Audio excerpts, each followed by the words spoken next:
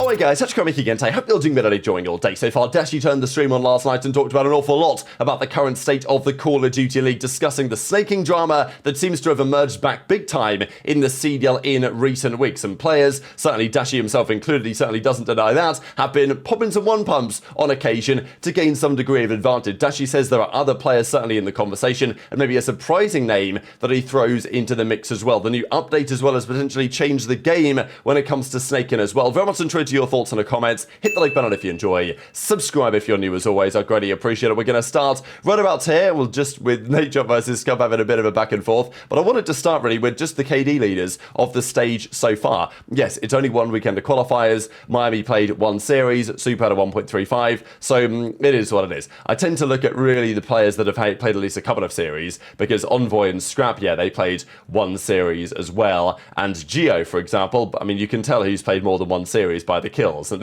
the death numbers. But Geo played a couple of series, played 10 maps of COD, all went down to the wire and had a 1.3 KD. So certainly player of the weekends, Geo hands down on that Rocket team. Of course, Kenny deserves credit too, and Kenny's numbers aren't far off this list, to be fair. He had a 1.26 and a 0.96, so average that out, you'll get something roughly in the ballpark of just below Huke. But yeah, Huke had a 1.15 across his two series. Cellium had a 1.18 across his two series. So yeah, top players of the weekends are as follows. Johnny had a good opening series, but of course they did not win it, which was unfortunate for the Gentlemates guys. But you know, World Championship qualification probably isn't on the menu regardless. But Geo, I mean, look, we talked about it yesterday, underrated players in the league. I think Geo's certainly a player in that kind of conversation. He gets some gas, sure, but maybe not to quite the extent that he should. He had a good season last year as a rookie. This year, I think he's kicked on and is getting even better, and you know, seems to have a good mentality as well, especially with that partnership with Kenny. I think that can be pretty valuable into the future. But let's talk Dashy and what he had to say last night for sure, because Major 3 will be Dashy's 50th pro event, which is kind of wild, isn't it? Like, Dashy is such an interesting, obviously, personality, but also player in his career, because he still kind of feels like one of the new gen guys. Does that make sense, or am I tripping on that? But like, Dashy's been around since 2017. Like, he played his first tournament in 2017 Infinite Warfare.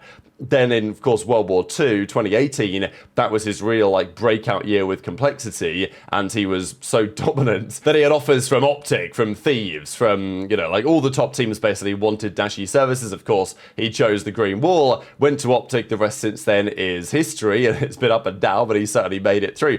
But even given the fact that he's played, I mean, okay, BO4, World War II, there were certainly quite a few events, and then I guess you can consider some of the home series and stuff during MW19, but even he didn't play some of them because he got dropped from the OGLA roster. So the fact that he's been around so long now that he's going to have played 50 pro events, Shotzzy's going to have played 20 with him, which is more than Scump now. Scump played 19 events with Dashy, Kenny's played 14 with him, TJ 13, and then of course plenty of other notable names as well on this list. But yeah, Shotzzy and Dashy, at least for Dashy, is now the longest serving duo after quite a long tenure with Scump as well, before Scump's retirement and all the drama that happened a couple of years ago. But Dashy turned the stream on yesterday and was talking about quite a lot, and well, there's a few things to mention here. There was a pretty funny clip, I thought, but when they were talking about qualification for champs, and you had Scrap and TJ, and obviously Skyz is there and Dashy's there as well in the call, and they were talking about, you know, playing, I think OpTic play FaZe on 420, right? That's what Dashy said. So 20th of April, that's the date where there's obviously going to be a big match underway. So Dashy was talking about that, and we looked at it earlier today, the World Championship qualification position. We talked about it in the context of Cloud9 and where they currently sit, but it's not like OpTic are away and gone precisely. It's just because they haven't had great results at the majors, right? Because you can see Surge, for example, they're 16 in 12, OpTic are 14 in 12 this year, but yet Surge have 65 more points, and that's because their LAN placings have been superior to OpTic's, right? OpTic have come top 8, Surge just made the finals. So that's very helpful, of course, for them, and you can see that the gap between OpTic and Boston and Miami at 110, it's not like OpTic are away and gone. Like, I think OpTic will make the World Championship, potentially make it comfortably in the end, but obviously if you are the 6th seed at the World Championship, then you play in the very first round the 3rd seed, which would in this case be Toronto, and maybe likely to stay as Toronto. It's possible that Ravens have a bit of a drop-off. They could fall down. I don't think that OpTic will be able to overtake Surge, Ultra, or anyone above that. Maybe if Ravens really fall off, then OpTic could, you know, potentially overtake them, especially, like, if you win an event, you get 100 points. So, like, these gaps can change very quickly indeed. I'm not saying Ravens will massively fall off, but, you know, of the top 5 teams, they look the most vulnerable as it stands. So, but OpTic aren't a million miles away from not qualifying for champs. I think they will. I think they should qualify. They have enough of a delta, you know, ahead of some of the teams that are chasing them down. The win against Rocker may prove to be critical in the grand scheme of things, but OpTic will hope that it isn't relevant and they qualify comfortably regardless. But Scrappy said something pretty funny about how, oh yeah, well, you know, I might need to speak to Ghosty, let's say, before the series against OpTic so that they make it to the World Championship, because otherwise this league is cooked, right, if OpTic don't make champs. I think they will. I don't think it's too much of a concern nowadays because their teams look better. It was absolutely a very valid concern when they had the Prin and Kenny team that were getting absolutely battered. Like, OpTic was still saying, oh no, champs, no issues at all. It was definitely a concern when they were getting 3 in every single series. With the new team, you know, I think they should have enough to make sure they get the job done. But snaking has also been a massive topic of conversation over the last weekends, because we're starting to see more snakes kind of come back into the mix. Now, we're not seeing any like egregious snakes when a player will, you know, snake a heady, snake a heady, snake a heady again and again and again. Now, what we're seeing here isn't snaking, and this is, you know, this is why there's a big grey area. Dashy, that clip on the rewind where he gunned down Geo, wasn't it? And he, you know, kind of snaked the heady, but didn't really. He was prone, he went to crouch, and then he stood up.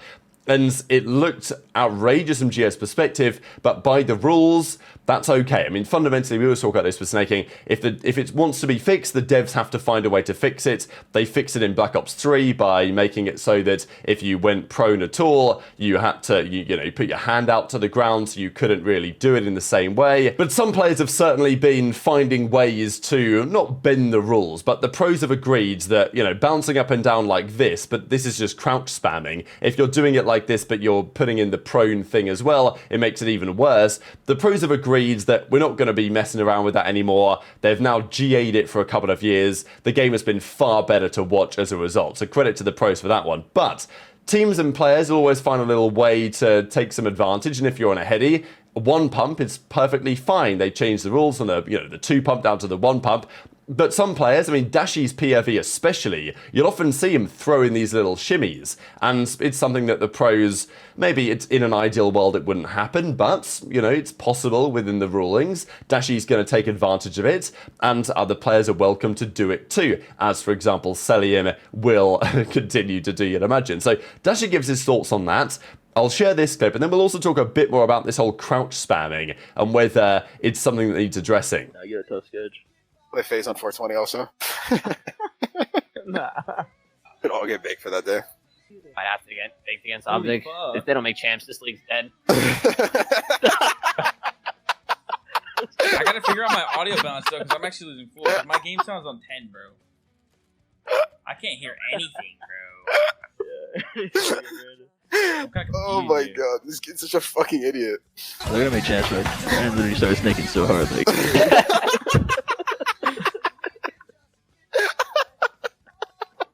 Okay, Dan, about this. Like the top 5 snakers, all like in the league right now, or like it's actually 6, but like I'll just say I'll start it off with 5. Those 3, they Cell, Drazah. There's no order, by the way. It's probably Cell 1, but like it depends on which COD. But you're probably 1 in MW2, and then Dan.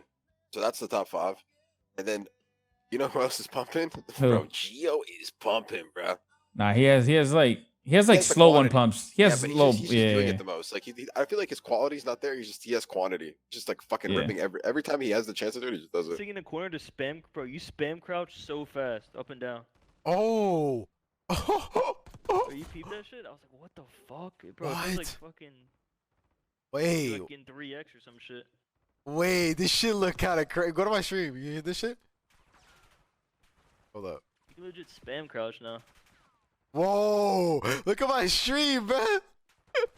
That's actually comedy.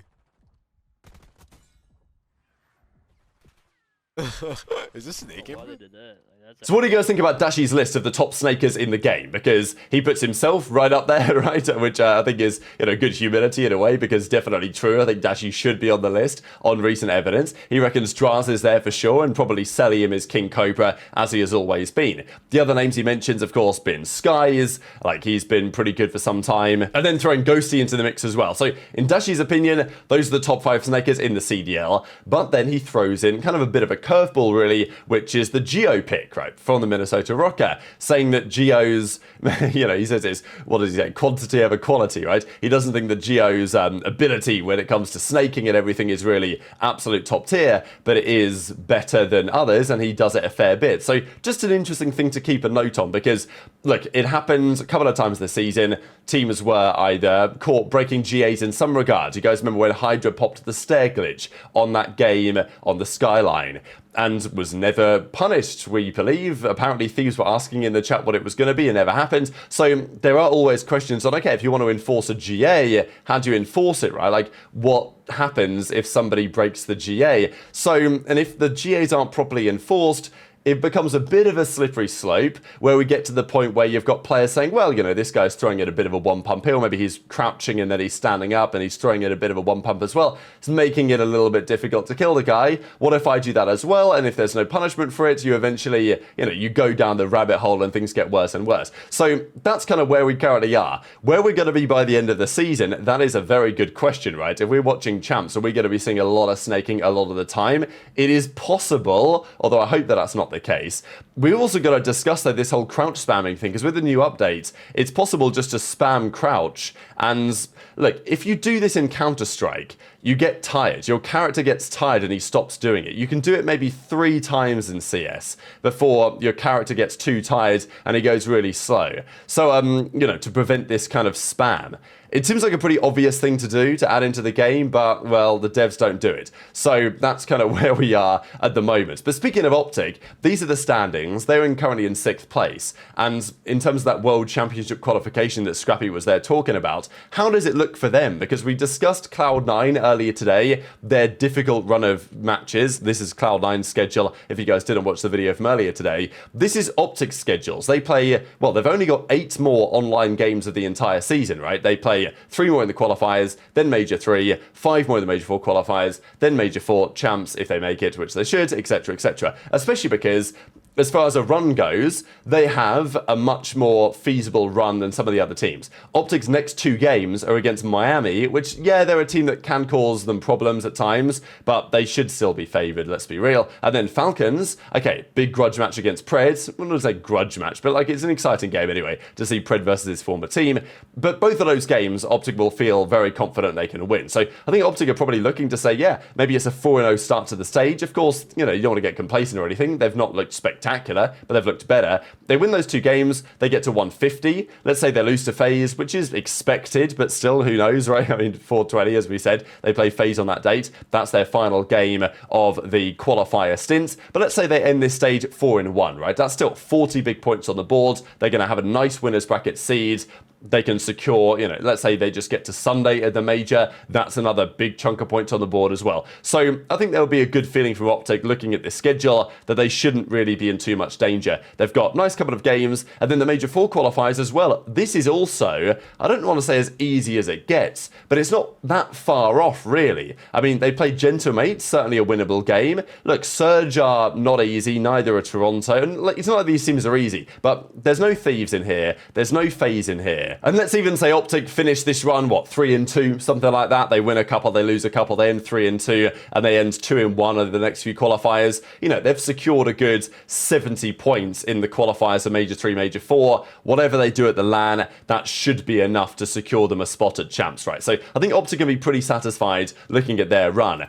I wanted to look at some other teams though as well. So this is the Minnesota Rocker with Kenny in, and they also have an easier run as well. They have a pretty similar run to OpTic actually from now to the end of the season. I don't know if Kenny would have looked at this when he decided to make his move, but I think maybe he could have considered it, right? Because you look at these matches, they play Ravens next, then Cloud9, then Miami, 3 all winnable games. Then it's Falcons, Gentlemate, so like the next 5 games for Rocker are all winnable. Toronto is going to be a challenge, and then they play Ravens again, then Surge. So that's very doable for Rocker. I think they'll feel real confident right now. Then there's also Boston.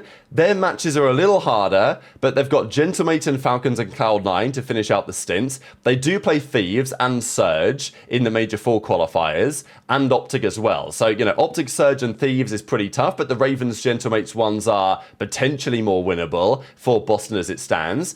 I think Miami, it's pretty tough for them. Like, it ends okay, but Miami's run is OpTic, FaZe, Toronto, Rocker. That's a tough run to close out the qualifiers here at Major 3. Could be a loser's bracket start if they lose all of these. It would be a loser's bracket start if they lose all of these. And then the Major 4 qualifiers, they start with Thieves. Then it gets easier. But yeah, definitely the quality and the strength of the schedule here is going to be deeply relevant when it comes to who's going to make the World Championship this year. And on the evidence we've just discussed, you've got to think that OpTic and Minnesota Rocker, they're going to be pretty confident right now. Miami and Cloud9, maybe slightly less so. So very much interested in your thoughts in the comments. Hit the like button if you enjoyed. Subscribe if you're new. Take care, and I'll see you next time.